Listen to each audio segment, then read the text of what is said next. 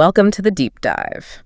Today, we're not just looking at a food trend. We're really analyzing a deep global shift in how guests connect with what's on their plate. Yeah, absolutely. And we're going to tear into the psychology behind it, all sourced from the work of Chef Arun Chanda and Mint Hospitality Consultancy. And this is so crucial for anyone in hospitality. I mean, this isn't some flavor of the month thing. Yeah. This is the quiet engine running behind modern menus everywhere, from New York to New Delhi. And that engine has a name. Newstalgia. Which is exactly where we need to start, because it's not just nostalgia. It's about preservation. Wow. It's making your grandmother's dish exactly as she made it. Right. But nostalgia is the update. It's the reinvention. It takes that deeply emotional, memory-based food and gives it a modern, sometimes high-tech culinary twist. The past, but for who you are today. Exactly. That source material puts it perfectly.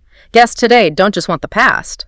They want the past updated for who they've become. So our mission for this deep dive is to break down that emotional science, this flavor language for the next year or two, and give you a playbook to either spot it or use it. Yeah, to use it profitably. Okay, let's unpack that. The foundational question. What is nostalgia, really? How do you get that balance right between the old and the new? Well, it's that specific meeting point, right? The comfort of yesterday with the creativity of today. And the change isn't, it's not subtle. Okay, give me an example. Take mac and cheese, a classic. The ultimate comfort food. In a nostalgia kitchen, it's not just cheesy pasta.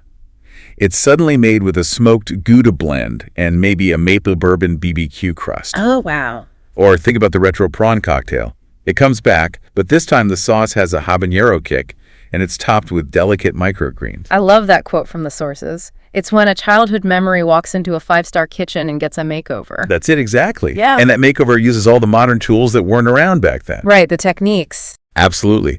The reinvention depends on them.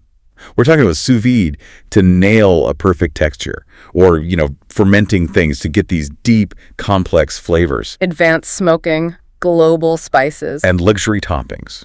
A shaving of truffle, a little caviar, maybe some lobster, all layered onto something that feels fundamentally safe.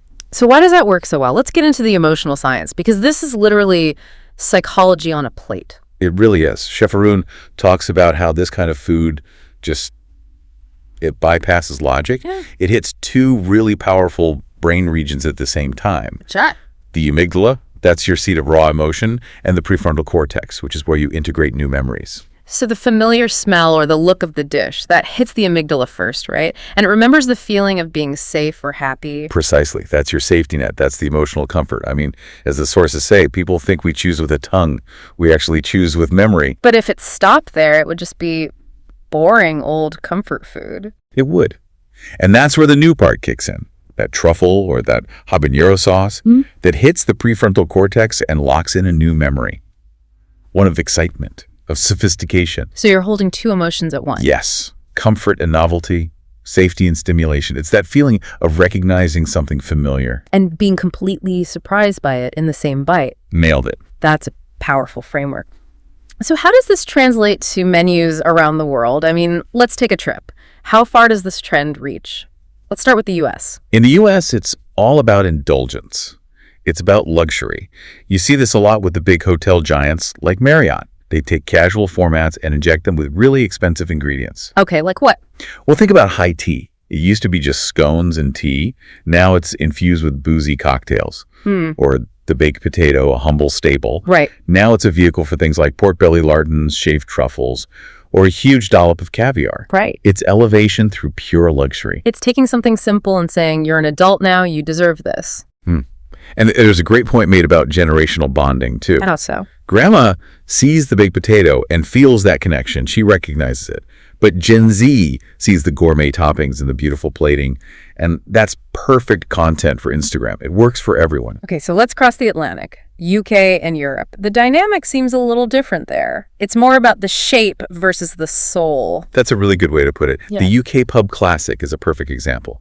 The comforting structure is there, but they add global accents. So Eggs Benedict. Eggs Benedict, but with a Korean gochujang hollandaise.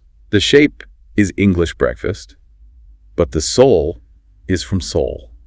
I like that. Even snack boards are becoming these complex mez boards.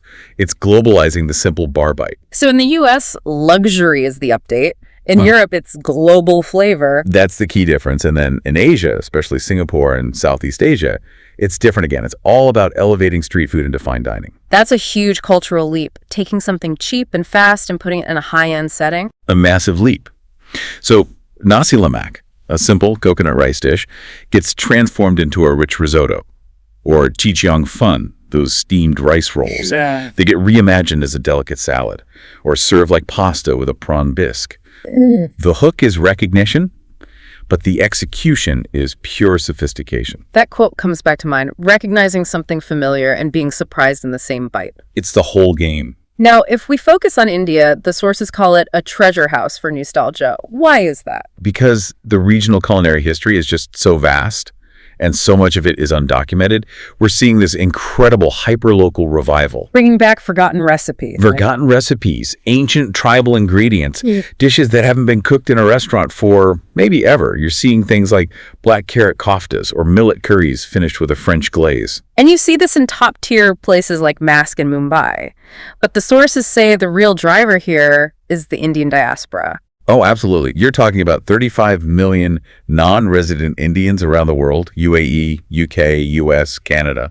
And their demand for nostalgic Indian flavors is just exploding. But, and this is the key, they don't want the simple old-school plates they remember. They want heritage, but in a modern context. They want the memory, but refined.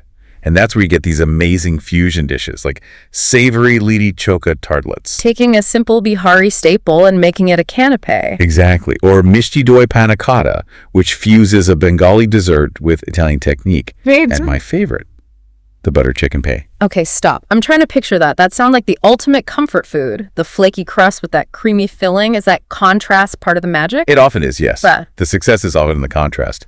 A new texture, a different temperature, or a new context, like putting super spicy Assamese boot jolokia aioli on an American slider.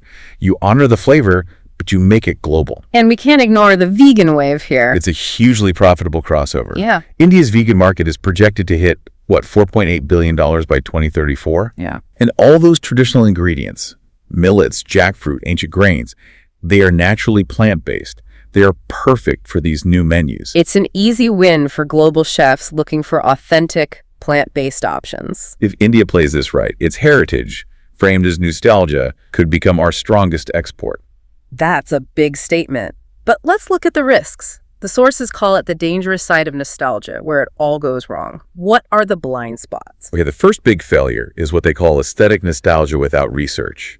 It's when you just slap comforting words on a menu, home-style, grandma's recipe, but the dish has no real authenticity behind it. And what happens when the guest figures that out? The source material is very clear. Nostalgia is personal.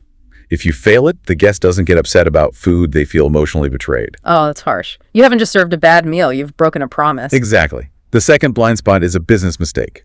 Emotional dishes, no economics. Operators know these dishes are popular, they're often in that 80-20 profit zone, but they consistently undervalue them. Because they see them as simple comfort foods, so they price them too low. Right. But you can't price a dish that delivers that kind of emotional punch, like it's just a generic pasta bowl. So how do you justify the higher price? Where is the value? The value is in the story. The modern execution, the premium ingredients in the twist, the truffle, the rare spice.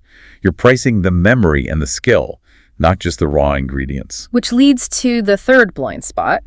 No systems behind heritage, a total lack of SOPs, no consistent supply chain for those hyper-local ingredients. Or just not training staff to tell the story. And without systems, you get inconsistency. And when the quality is inconsistent, the whole nostalgic feeling just collapses. Okay, so to avoid all that, we have Chef Arun's 5-point nostalgia playbook, the actionable guide. Rule 1. Adopt a recipe, adopt its story. Without the narrative, it's just decoration. Rule 2. Depth over breadth.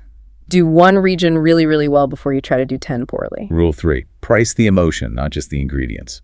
Value the memory. Rule 4. Train your staff to tell the memory, the origin, the context, not just reading the menu. And Rule 5, the big one for operations. Use data to support nostalgia. Let the numbers tell you which memories your guests keep coming back for. Which is the perfect segue to our final piece of the puzzle. Technology. It seems counterintuitive, But AI is actually becoming nostalgia's best friend. It's the ultimate fusion, isn't it? Tradition on the plate, technology in the back end, smart inventory systems are optimizing everything. So they can predict when people will want comfort food, like on a cold day. Exactly, they predict those spikes. And by doing that, they can cut food waste by up to 20%. They track which nostalgic dishes are selling and optimize purchasing for those rare heritage ingredients. So you can scale emotional dining without losing your shirt. That's how you do it. It's not about replacing the chef, it's about perfecting the operation. It's that final quote from the sources: heritage belongs on the plate, AI belongs in the back end, and profits belong in the P&L. That is the formula. So what's the big takeaway for you here? For me, it's that nostalgia is this brilliant bridge between emotional comfort and modern sophistication. It proves that sometimes the most innovative thing you can do is just treat your own heritage with respect and with a system. It recognizes that we never eat just to fill a need. We eat to fulfill a memory. And we'll leave you with this final thought from Chef Arun, which is a real challenge to the industry. Old recipes don't need protecting. They need reimagining intelligently, respectfully, and profitably. And for you to think about after this deep dive, what part of your professional or personal identity, your habits, your favorite things, what would be left if you removed everything driven purely by memory and comfort? Something to chew on until next time.